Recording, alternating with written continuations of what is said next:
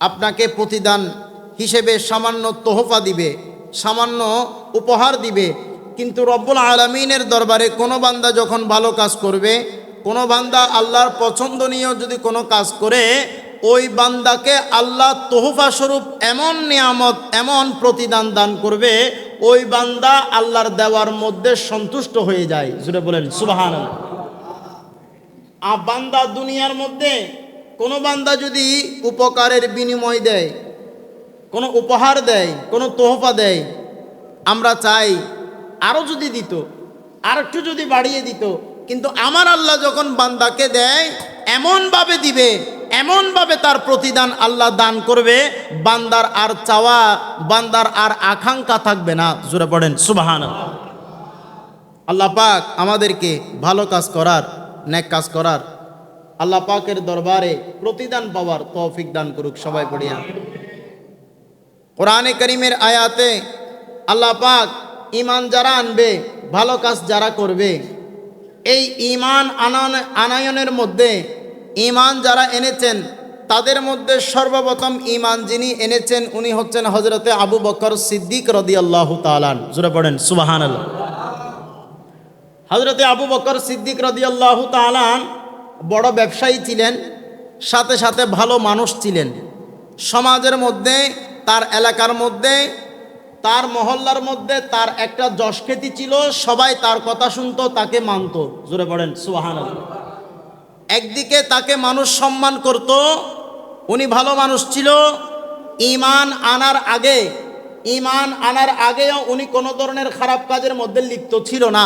কারণ উনার ছোট থেকে, উনার বুদ্ধি বয়স থেকে, বালেগ বয়স থেকে শুরু করে উনার এই যৌবন কাল পর্যন্ত আল্লাহর মেহবুব নবীর সাথে তার বন্ধুত্ব ছিল। জোরে বলেন সুবহানাল্লাহ।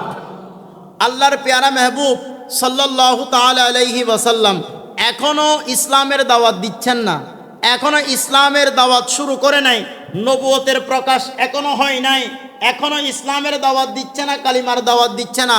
ওই সময়ও হযরতে আবু বকর সিদ্দিক রাদিয়াল্লাহু তাআলা আনহু আমার নবীর বন্ধু ছিলেন, আমার নবীর সঙ্গী ছিলেন। জোরে পড়েন সুবহানাল্লাহ। এই থেকে বোঝা যায়, যদি কোনো বান্দার সঙ্গী, কোনো বান্দার বন্ধু যদি আল্লাহওয়ালা হয়, ওই বন্ধু কখনো জাহান্নামী হবে না, আল্লাহ তাআলার পছন্দনীয় বান্দা হিসেবে আল্লাহর দরবারে কবুল হয়ে যাবে। একটু জোরে বলেন সুবহানাল্লাহ। হযরতে আবু বকর সিদ্দিক রাদিয়াল্লাহু তাআলা এখনো ঈমান আনেন নাই, আমার নবীর নবুয়ত প্রকাশ হয় নাই।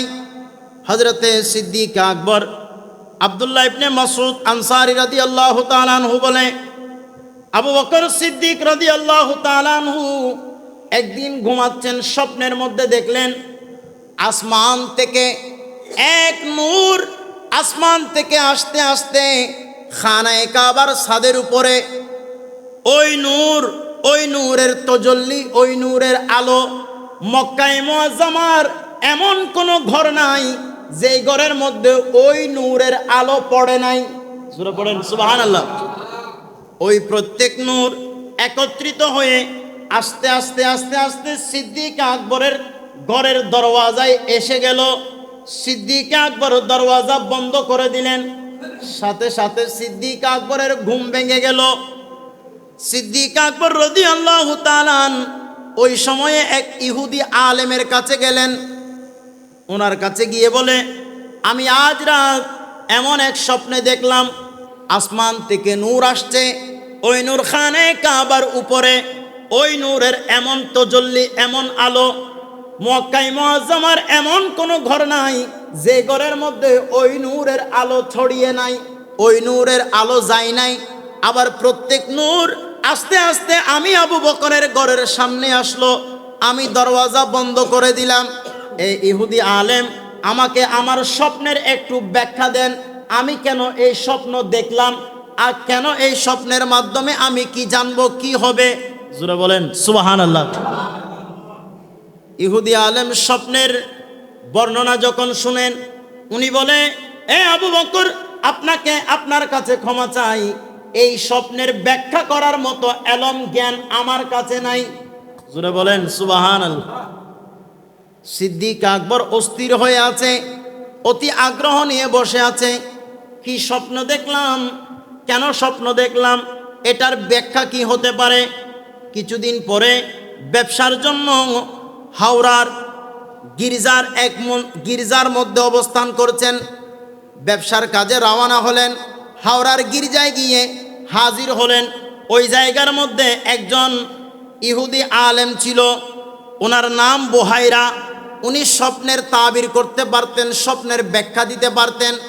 বুহাইরার কাছে গেলেন, বলে, এ বুহাইরা, কিছুদিন আগে আমি এমন এমন স্বপ্নে দেখলাম, এই স্বপ্নের ব্যাখ্যা কি হতে পারে। বুহাইরা যখন স্বপ্নের কথা শুনলেন, সিদ্দিক আকবরের দিকে বড় বড় চোখ করে তাকিয়ে আছেন। জোরে বলেন সুবহানাল্লাহ। সিদ্দিক আকবরের চেহারার দিকে তাকিয়ে আছেন। এ আবু বকর, আপনি কে একটু বলুন না। বুহাইরা জিজ্ঞেস করে, আপনি কে? সিদ্দিক আকবর বলে, আমি হলাম কুরাইশ বংশের একজন আল্লাহর বান্দা, আমার নাম আবু বকর। জোরে পড়েন সুবহানাল্লাহ। আমি আবু বকর কুরাইশ বংশের একজন ব্যক্তি, কুরাইশ বংশের একজন বান্দা। বুহাইরা আল্লাহর শপথ করে বলে, আমি আল্লাহর শপথ করে বলি, কুরাইশ বংশ থেকে আল্লাহ একজন নবী পাঠাবেন, আর ওই নবীর সঙ্গী হবেন আপনি আবু বকর সিদ্দিক। জোরে বলেন সুবহানাল্লাহ। শুধু তাই নয়, ওই নবী যখন ইন্তেকাল করবে, ইন্তেকালের পরে আপনাকে প্রথম খলিফা নির্বাচন করা হবে। জোরে বলেন সুবহানাল্লাহ। সিদ্দিক আকবর উনি ঈমান আনার আগে স্বপ্নের মাধ্যমে এমন এমন কিছু নিদর্শন দেখতে পেলেন, ওই যুগে যাদের কাছে আসমানি গ্রন্থের এলম ছিল, ওনার স্বপ্নের ব্যাখ্যা দিতে গিয়ে বলে, এ আবু বকর, আপনি এমন এক সঙ্গী পাবেন যিনি কুরাইশ বংশের মধ্যে থেকে আসবেন, আল্লাহর নবী হিসেবে তাকে পাঠাবেন, এবং ওই নবীর সঙ্গী হিসেবে আপনি আবু বকর থাকবেন। ওই নবীর ইন্তেকালের পরে আপনাকে খলিফা নির্বাচন করা হবে। জোরে বলেন সুবহানাল্লাহ। আল্লাহর মেহবুব নবী সাল্লাল্লাহু তাআলা আলাইহি ওয়াসাল্লাম এখনো পর্যন্ত নবুয়তের প্রকাশ, ইসলামের দাওয়াত দেননি। সিদ্দিক আকবর এই কথা যখন শুনলেন, ব্যবসা সেরে যখন মক্কায়ে মুআজ্জামায় আসতে লাগলেন, মক্কায়ে মুআজ্জামায় আসলেন। আসার পরে আল্লাহর মেহবুব নবীর দরবারে গেলেন। রাসূল করিম সাল্লাল্লাহু তাআলা আলাইহি ওয়াসাল্লাম সিদ্দিক আকবর রাদিয়াল্লাহু তাআলা আনহুকে দাওয়াত দিচ্ছেন, এ আবু বকর, শুনো শুনো, আমি আল্লাহর পক্ষ থেকে একজন রসুল, আল্লাহ আমাকে রসুল হিসেবে পাঠিয়েছেন, আর তুমি আমাকে রসুল হিসেবে মানো, আর ইবাদতের একমাত্র মালিক খোদা লা ইলাহা ইল্লাল্লাহ, তার উপর ঈমান আনো। জোরে বলেন সুবহানাল্লাহ। সিদ্দিক আকবর বলে, এ মুহাম্মদ ইবনে আব্দুল্লাহ সাল্লাল্লাহু আলাইহি ওয়াসাল্লাম, প্রত্যেক নবী নবুয়তের দাবি যখন করেছিল, কোনো না কোনো মুজিজা দেখিয়েছিল, কোনো না কোনো দলিল দিয়েছে। আমি আবু বকর আপনার কাছে দলিল চাই, আপনার কাছে যে নবুয়ত আছে এটার দলিল কি আমাকে একটু জানান না। জোরে বলেন সুবহানাল্লাহ। আল্লাহর মেহবুব নবী বলে, এ আবু বকর শুনো, আমার জন্য আমার কাছে যে নবুয়ত আছে, আল্লাহ যে আমাকে নবুয়ত দান করেছে, এটার বড় দলিল হলো, এটার স্পষ্ট দলিল হলো, তুমি যে স্বপ্নে দেখেছো এবং স্বপ্নের ব্যাখ্যা চাইতে গিয়ে ওই বুহাইরা যে তোমাকে বলেছে তুমি একজন নবীর সঙ্গী হবে, ওই নবীর ইন্তেকালের পরে তোমাকে খলিফা বানানো হবে, এর চাইতে আর বড় কি দলিল আছে? জোরে বলেন সুবহানাল্লাহ। আবু বকর সিদ্দিক যখন এই কথা শুনলেন, ইয়া রাসূলুল্লাহ, আপনি এই কথা জানলেন কিভাবে? বলে, আমি জানলাম আল্লাহ প্রত্যেক নবীর খেদমতের মধ্যে একজন ফেরেশতা জিবরাইল আমিনকে নিযুক্ত করেছেন। তোমাকে যখন বুহাইরা ওই স্বপ্নের ব্যাখ্যা দিচ্ছে, জিবরাইল আমিন আমার কাছে এসে ওই সকল ঘটনা পেশ করেছেন। জোরে বলি সুবহানাল্লাহ। আল্লাহ পাক রব্বুল আলামিন আমাদেরকে বুঝার তৌফিক দান করুন, সিদ্দিক আকবরের মতো ঈমানদার হওয়ার তৌফিক দান করুন। সম্মানিত মুসল্লিন ইকরাম, সিদ্দিক আকবর আল্লাহর মেহবুব নবীর কাছে ঈমান আনার আগে এই সকল ঘটনা যখন শুনলেন, আমার নবীর দরবারে আসলেন।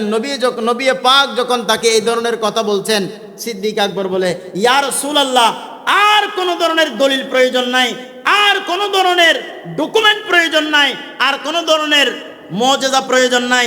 আপনি আমাকে পড়িয়ে দেন লা ইলাহা ইল্লাল্লাহু মুহাম্মাদুর রাসূলুল্লাহ সাল্লাল্লাহু আলাইহি ওয়াসাল্লাম। জোরে পড়েন সুবহান। সালাতুন ইয়া রাসূলুল্লাহ।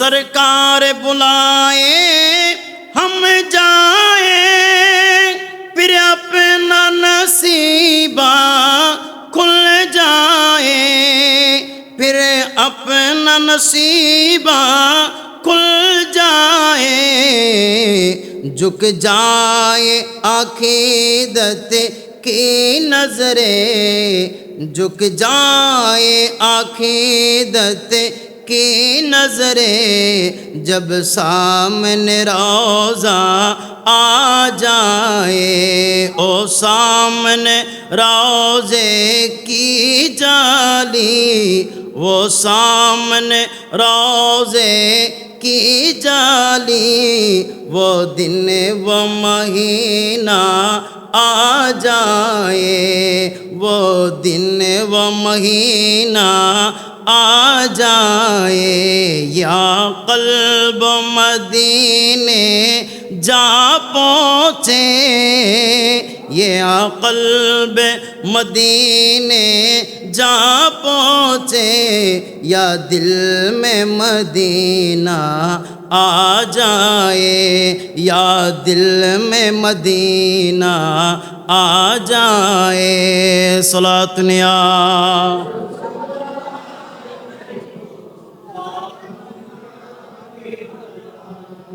हो जाए हमारे दिल रोशन, चेहरा हो हमारे नूरानी, चेहरे हो हमारे नूरानी, हो जाए हमारे दिल रोशन, चेहरे हो हमारे नूरानी, चेहरे हो हमारे नूरानी, उस नूर के सीने का जलवा, उस नूर के सीने का जलवा, जब सीना बसीना आ जाए, जब सीना बसीना आ जाए,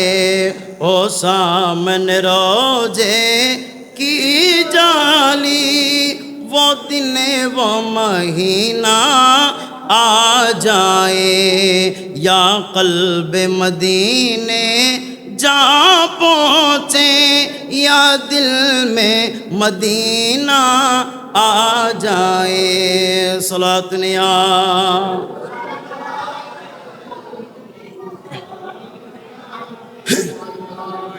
আল্লাহ পাক আমাদেরকে বোঝার তৌফিক দান করুন।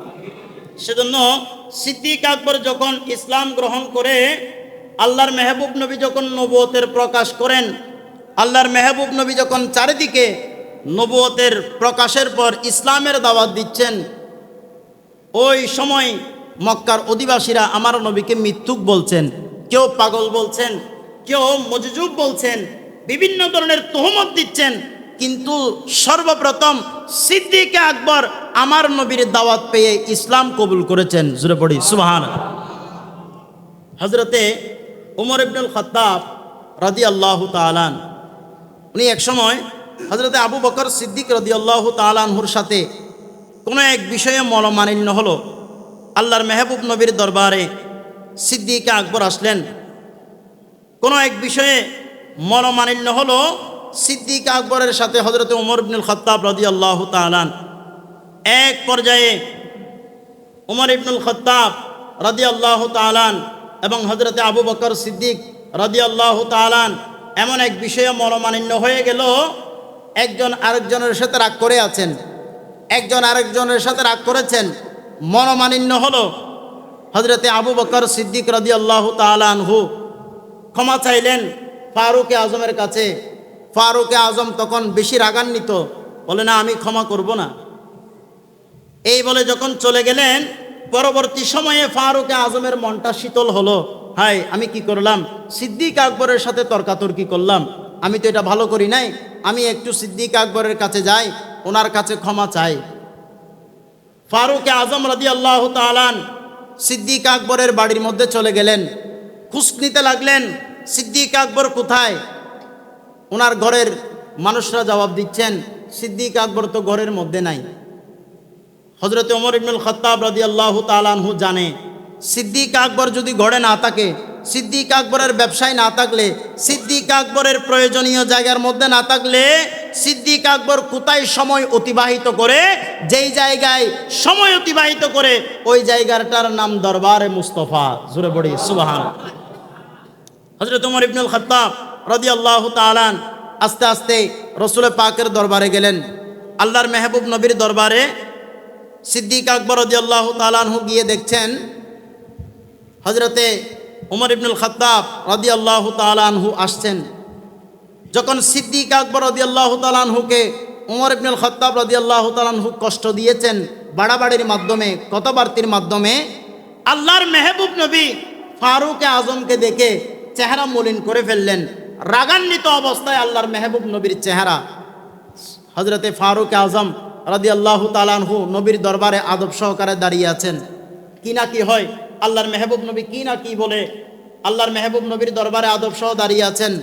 ওদিকে আবু বকর সিদ্দিক রাদিয়াল্লাহু তাআলা আনহু, সিদ্দিকে আকবর, উনার ভিতরে এত দয়া, এত মোহব্বত, এত মায়া। ফারুকে আজমের চেহারার দিকে দেখে, আল্লাহর মেহবুব নবীর চেহারার দিকে দেখে, আল্লাহর মেহবুব নবীর চেহারা রাগান্বিত, ফারুকে আজমের চেহারা মলিন, ভয়ে আছে। সিদ্দিক আকবরের মায়া হলো, ইয়া রাসূলুল্লাহ, ইয়া হাবিবাল্লাহ, ফারুকে আজমের কোনো দোষ নাই, আমি বড় দোষী, আপনি আমাকে মাফ করে দেন। একটু জোরে বলি না সুবহানাল্লাহ। বিচারকের দরবারে যেই আসামি হবে হোক, হযরত আবু বকর সিদ্দিক রাদিয়াল্লাহু তাআলা আনহু বলে, ইয়া রাসূলুল্লাহ, ফারুক আজমের কোনো দোষ নাই, আমি বড় দোষী, আপনি আমাকে মাফ করে দিন। আপনার রাগান্বিত চেহারা এবং ফারুক আজমের যে মলিন চেহারা, আমি সিদ্দিক আকবর সহ্য করতে পারছি না। জোরে বলেন সুবহান। সেজন্য আমাদেরকে সাহাবায়ে কেরামদের আকীদার প্রতি, সাহাবায়ে কেরামদের মহব্বতের প্রতি আমাদেরকে সজাগ থাকতে হবে। আল্লাহ পাক আমাদেরকে সাহাবায়ে কেরামদেরকে মহব্বত করার তৌফিক দান করুন। আল্লাহর মেহবুব নবী সাল্লাল্লাহু তাআলা আলাইহি ওয়াসাল্লাম রাগান্বিত অবস্থায় ওই ফারুক আজমের সামনে বলতে লাগলেন, ইন্নাল্লাহা বাযানি ইলাইকুম ফাকুলতুম কাযাবতা ওয়া ক্বালা আবু বকরিন সাদাকা ওয়া ওয়াসানি বিনাফসিহি ওয়া মালিহি ফাহাল আনতুম তারিকু লি সাহিবিহি মাররাতাইনি ফামা উযিয়া বা'দাহা। জোরে বলুন সুবহানাল্লাহ। এই উমর ইবনুল খাত্তাব, যখন আমি নবী তোমাদের কাছে আল্লাহর পক্ষ থেকে সত্য নিয়ে এসেছিলাম, আল্লাহ যখন আমাকে নবুয়ত দিয়ে পাঠিয়েছিল, তোমরা অনেকে আমাকে মিথ্যুক বলেছিলা, আমাকে অনেকে কাযযাব বলেছিলা, আমাকে নিয়ে অনেকে তোমরা হাসাহাসি করেছিলা, মনের মধ্যে সন্দেহ নিয়ে বসেছিলা। কিন্তু ওই সময়ের মধ্যে হযরতে আবু বকর সিদ্দিক নিজের জান বাজি রেখে আমাকে সত্য বলে সবার কাছে ঘোষণা দিয়েছেন। একটু জোরে বলি না সুবহানাল্লাহ। যখন সবাই মিথ্যা বলছিল, আমাকে যখন সবাই মিথ্যুক বলছিল, তখন সিদ্দিক আকবর সবার উপরে গিয়ে সমাজ ছেড়ে, বন্ধু ছেড়ে, পিতামাতা ছেড়ে, সংসার ছেড়ে আমি নবীকে সত্য বলে সবাইকে ঘোষণা দিয়েছেন। জোরে বলেন সুবহানাল্লাহ। এই ওমর ইবনুল খাত্তাব শুধু তাই নয়, সিদ্দিক আকবরের জান দিয়ে, মাল দিয়ে আমি নবীর নবুয়তকে এবং আমি নবীকে যত ধরনের সহযোগিতা প্রয়োজন সিদ্দিক আকবর করেছেন। জোরে বলেন সুবহানাল্লাহ। তুমি কিভাবে সিদ্দিক আকবরকে কষ্ট দিলে, এই কষ্ট তো আমি নবী মানতে পারবো না। জোরে বলুন না সুবহানাল্লাহ। সুতরাং আল্লাহর মেহবুব নবীর সাহাবীদেরকে গালি দিলে, বিভিন্ন ধরনের মন্তব্য করলে, সাহাবায়ে কেরামদের শানে বিভিন্ন ধরনের কটূক্তি করলে, এটা শুধু সাহাবায়ে কেরাম নয়, স্বয়ং কষ্ট পায় আমার রাসূল আর রসুল কষ্ট পাওয়া মানে আল্লাহ কষ্ট পাওয়া। যে বান্দা সাহাবীকে কষ্ট দেয় সে কখনো মুমিন হতে পারে। আল্লাহ আমাদেরকে বোঝার তৌফিক দান করুন। আল্লাহ আমাদেরকে সিদ্দিক আকবরের মহব্বত ভালোবাসা অন্তরে রাখার তৌফিক দান করুন। সালাতুন ইয়া রাসূলুল্লাহ।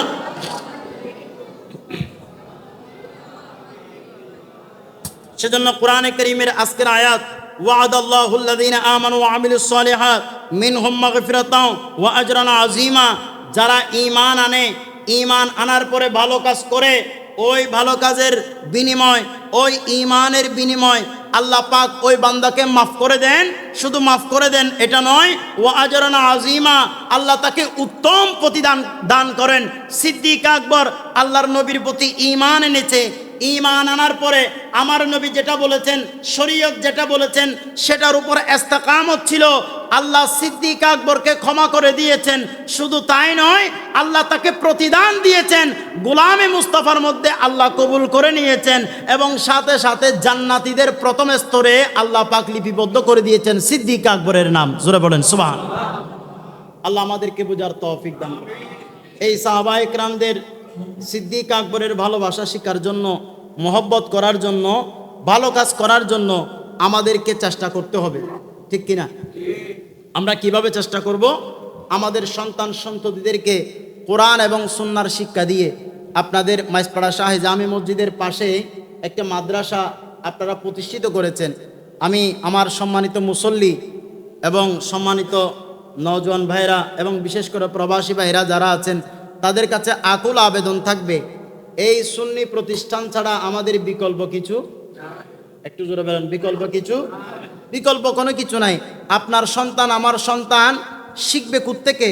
নবীকে ভালোবাসা, সাহাবায়ে কেরামদের মহব্বত, আল্লাহর ওলিদের মহব্বত, নামাজ, রুকু, সেজদা, আদব কায়দা যেগুলো আমাদের প্রয়োজন, যেগুলো সুন্নি পরিবারে প্রয়োজন, সেগুলো শেখার জন্য আমাদের তো মাদ্রাসা প্রয়োজন। একটু কথা বলেন, ঠিক কিনা? মাদ্রাসা প্রয়োজন। আপনাদের পাশে যে মাদ্রাসা আছে এই মাদ্রাসার প্রতি আপনাদের নজর রাখবেন। নজর রাখা মানে এখানে টাকা দিতে হবে, পয়সা দিতে হবে। এই মাদ্রাসার অসম্পূর্ণ কাজকে সম্পন্ন করার জন্য আমাদের যা যা করা দরকার সেগুলো করতে হবে। ওই মাদ্রাসার মধ্যে যখন কোরআন তেলাওয়াত চলবে, আপনি টাকা দেওয়ার পরে ইন্তেকাল করেছেন, ইন্তেকাল করার পরে 1 বছর, 2 বছর, 3 বছর, কিয়ামতের আগ পর্যন্ত মাদ্রাসায় যতদিন কোরআন তেলাওয়াত চলবে, ওই টাকা দেওয়ার কারণে, সহযোগিতা করার কারণে আপনার কবরে ততদিন কিয়ামতের আগ পর্যন্ত সওয়াব যেতে থাকবে। একটু জোরে বলেন না সুবহানাল্লাহ। আপনি আপনার পরিবারের জন্য যে লক্ষ কোটি টাকা খরচ করেছেন, কোটি কোটি টাকার সম্পদ দিয়ে যাচ্ছেন, তারা আপনাকে সর্বোচ্চ 1 বছর, 1.5 বছর, 2 বছর, 10 বছর, 20 বছর পরে আর মনে রাখবে না। পরবর্তী জেনারেশন আর মনে রাখবে না। নাতিপতির পরে যে জেনারেশন আসছে এরা আর মনে রাখবে না। কিন্তু আপনার টাকা, আপনার জায়গা, আপনার সহযোগিতা মাদ্রাসার সাথে, মসজিদের সাথে থাকলে, আল্লাহর ঘর মসজিদ যতদিন থাকবে, আমার নবীর ঘর মাদ্রাসা যতদিন থাকবে, আপনার ঘর, আপনার কবরে সওয়াব যেতে থাকবে। একটু জোরে বলেন না সুবহানাল্লাহ। সুতরাং নিজের পরিবারের চাইতে মসজিদ মাদ্রাসাকে বেশি মহব্বত করা দরকার, আছে না নাই? আমরা তো এখন মসজিদে টাকা দেওয়ার সময় যেটা পুরাতন, যেটা ছোট, যেটা ময়লা, যেটা ফাটা চিরা, ওগুলো দেওয়ার চেষ্টা করি। কিন্তু না, আপনি যখন মসজিদে আসবেন, মসজিদে দিবেন অন্তর খুলে এবং আল্লাহ পাকের সন্তুষ্টির জন্য দিবেন। আল্লাহ আমাদেরকে আমল করার তৌফিক দান করুন। আল্লাহ আমাদেরকে মহব্বতের সহিত মসজিদ মাদ্রাসার খেদমত করার তৌফিক দান করুন। এবং পাশাপাশি আমাদের আজকেও একটা ফরহাদাবাদ অ্যাক্সিডেন্ট হয়েছে। আপনারা যারা গাড়ি চালান, আপনারা যারা গাড়িতে আসা যাওয়া করেন, গাড়িতে ওঠার সময়, গাড়ি চালানোর সময় বেশি বেশি দুরূদ শরীফ পড়বেন। নামাজের পড়ে, রুকু সিজদার পড়ে বড় আমলের মধ্যে বড় ফজিলতপূর্ণ আমল হলো আল্লাহর নবীর উপর দুরূদ শরীফ পড়া। একটু জোরে বলেন সুবহানাল্লাহ। আপনি কোনো একটা মজলিসে যাচ্ছেন, কোনো একটা বিচারের মধ্যে যাচ্ছেন, বৈঠকের মধ্যে যাচ্ছেন, আপনি ওই বিচার বৈঠকে যাওয়ার আগে 1000 বার, 1111 বার আপনি দুরূদ শরীফ তেলাওয়াত করে যাবেন। ওই জায়গার মধ্যে গেলে ওই দুরূদ শরীফ তেলাওয়াত করার কারণে আপনার জবান দিয়ে কথা যেটা বের হবে, ওই কথাগুলো ওই বিচারক শুনে আপনার প্রতি বশ হয়ে যাবে, আপনার প্রতি অনুগত হয়ে যাবে, আপনাকে মহব্বত করা শুরু করবে। সুবহানাল্লাহ।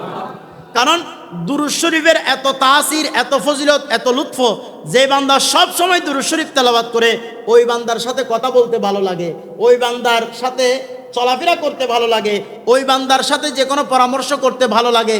এগুলোর কারণ হচ্ছে ওই বান্দা বেশি বেশি দুরূদ শরীফ পড়ে। সুতরাং আমরা যারা গাড়ি ঘোড়া চালাই, আমরা যারা গাড়ির মধ্যে চলাফেরা করি, গাড়িতে ওঠার সময়, গাড়ি চালানোর সময় বেশি বেশি দুরূদ শরীফ তেলাওয়াত করবেন। এবং আমাদের প্রবাসী ভাইরা যারা যে যে কাজের মধ্যে আছে, বিভিন্ন কাজে, অনেকে ড্রাইভারিং কাজের মধ্যে থাকে, আল্লাহ পাক তা প্রত্যেককে হেফাজত দান করুক, সকলে পড়ি আমিন। একে অপরের জন্য দোয়া করবেন এবং আমাদের মুরব্বীরা এবং আমাদের নওজোয়ান ভাইরা একে অপরের জন্য দোয়া করবেন। আজকে যে অ্যাক্সিডেন্টটা হয়েছে, একজন সন্তান মুহূর্তে মারা গিয়েছে, ওনার বাড়ি আমাদের ওদিকে। তো আল্লাহ পাক প্রত্যেককে হেফাজত দান করুক, সবাই পড়ি আমিন।